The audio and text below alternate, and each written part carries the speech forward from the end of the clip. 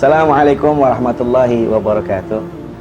Bismillah, alhamdulillah, wal khair wa syarr masyiatillah. Alhamdulillah, wassalatu wassalam ala sayyidina Rasulillah wa ala alihi wa man wala. Alhamdulillah, kita berjumpa kembali pada pertemuan kali ini, masih dalam edisi Ramadan. Dan insyaallah kita bahas kitab Fawaidul Mukhtara karya Al-Habib Zain bin Ibrahim bin Ismail. Di sini disebutkan, qalu innallaha zayyana as-samaa'a bi thalathati asya'. Dikatakan bahwasanya Allah Subhanahu wa taala menghiasi langit itu dengan 3 macam. Yang pertama bisyamsi, dengan matahari, wal gamari wan nujumi. Wal gamari dan bulan, wan nujumi dan bintang-bintang. Jadi Allah Subhanahu wa taala menghiasi itu langit dengan 3 macam ini. Dengan matahari, dengan bulan, dan dengan bintang-bintang. Wa zayyanal arda bi thalathati asya'. Dan Allah Subhanahu wa taala menghiasi bumi ini dengan 3 macam juga. Yang pertama adalah bil ulama, dengan para alim ulama, wal matari, dan hujan, wal imamil adil, dan seorang imam yang adil. Nah, sekarang ulama di sini kita harus mengerti, yang namanya ulama itu sudah dibahas juga pada pertemuan sebelumnya. Al ulama warasatul anbiya. Yang namanya orang alim itu adalah pewarisnya para nabi. Karena para nabi ini tidak mewarisi harta. Para nabi ini mewarisi ilmu. Khamsatun mautuhum nagsun. Ada 5 yang kematian mereka ini merupakan kerugian atau kekurangan. Yang pertama adalah muallimul Quran, orang yang mengajarkan Al-Quran. Ini orang yang mengajarkan Al-Quran, apalagi di bulan suci Ramadan ini, yang disebut juga sebagai Syahrul Quran, sebagai bulannya Al-Quran, bulan diturunkan Al-Quran. Nah, kematian orang yang mengajarkan Al-Quran ini merupakan kerugian bagi kita.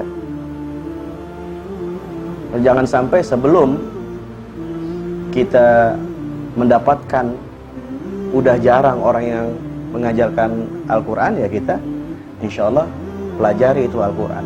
Yang utama adalah kita perbaiki makharijul huruf kita, yang keluar huruf-huruf Al-Quran dari dalam lisan kita.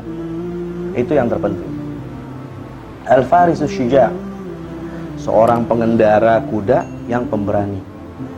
Al-Ghaniyul Karim, orang kaya yang dermawan. Ini sekarang banyak orang kaya tapi nggak dermawan dia. Disibukkan dengan selalu menghitung hartanya, menambah kekayaannya, tapi mereka nggak mengerti bahwasanya dalam hartanya tersebut, dalam kekayaannya tersebut ada hak orang lain yang harus ditunaikan. Al-alimul amil, seorang alim yang mengamalkan ilmu-ilmunya. Ada orang alim tapi tidak mengamalkan ilmunya, tidak dilakukan apa yang dia dapat ini dalam pekerjaannya sehari-hari. Nah, ini udah jarang. Sekarang malah banyak, mohon maaf, antara ustadz dengan dukun ini hampir saru gitu. Antara ustadz sama dukun, dua-duanya ini kayaknya sengaja dibikin yang namanya dukun itu ustadz juga gitu. Nah, ini banyak orang awam terkecoh. Jadi orang kebanyakan datang kepada ustadz itu kalau ada tujuannya gitu. Tujuannya itu bukan buat belajar, untuk memperkaya wawasan keilmuannya yang membuat dia ini bahagia dunia akhirat, tapi justru dia mencari orang-orang yang model begitu itu untuk keperluan dunianya. Contoh kayak model untuk kebutuhan hartanya dan lain sebagainya dan lain sebagainya. Yang kelima adalah al-imamul adil, seorang imam yang adil. Ini pun sudah mulai jarang sekarang. Seorang imam yang adil ini begitu dibutuhkan karena memang menunjang untuk mengayomi masyarakat, untuk mengayomi umat, agar supaya umat ini bisa berjalan di negerinya dengan dalam keadaan aman, sejahtera, dan harmonis. Dan insya Allah kelima-limanya itu sebelum diambil oleh Allah Subhanahu wa taala, kita udah dapat warisan keilmuannya. Kita dapatkan warisan kebaikan-kebaikannya.